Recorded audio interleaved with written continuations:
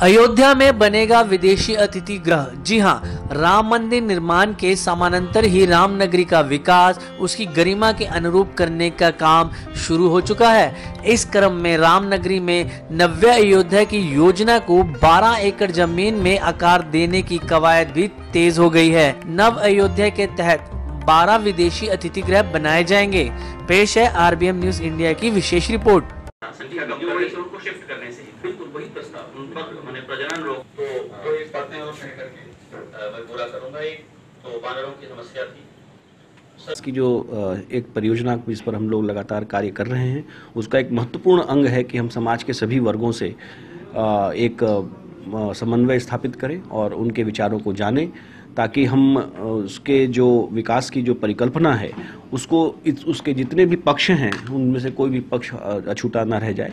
इसी दिशा में आज जो अयोध्या के जो हमारे संत महात्मा हैं, हम लोगों ने उन लोगों से एक रिक्वेस्ट की थी कि आप थोड़ा समय दें और अपने जो आपके विचार हैं, जो तीर्थ के रूप में अयोध्या को विकसित करने के विचार हैं, उनसे हमें अवगत कराएं। पुराणों में और विभिन्न ऐसे जो पौराणिक पुस्तकें हैं, स्कंद पुराण में तीर्थ नगरी का किस तरह का वर्णन है उससे भी हम लोगों को अवगत कराएं, ताकि हम जो धार्मिक पक्ष है, पौराणिक पक्ष है अयोध्या के विकास में, उसको भी पूरी तरीके से अपने इस परियोजना में शामिल कर सकें। इसी को दृष्टिगत रखते हुए आज सभी प्रमुख संतों को यहाँ आमंत्रित किया गया था और उनके विचार जाने गए।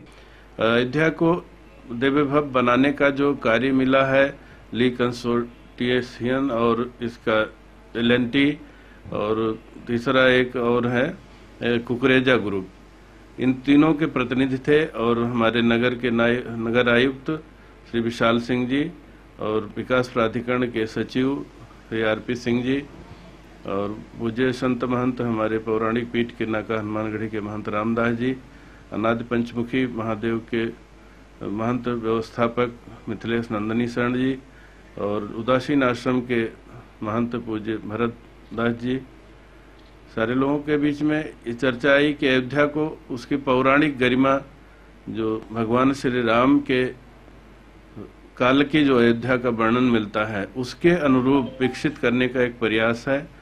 और यहाँ पर आने वाले जो श्रद्धालु हैं, भगवान श्री रामलला का पावन दिव्य भव्य मंदिर का निर्माण कार्य शुरू हो गया है, तो अब भीड़ यहाँ पर बढ़ेगी। तो उन भीड़ को देखते हुए सीवेज प्लांट, यात्रियों के ठहरने की व्यवस्था, उनके आवागमन के मार्ग वो कैसे व्यवस्थित हों, इन सारे बिंदुओं पर चर्चा हुई।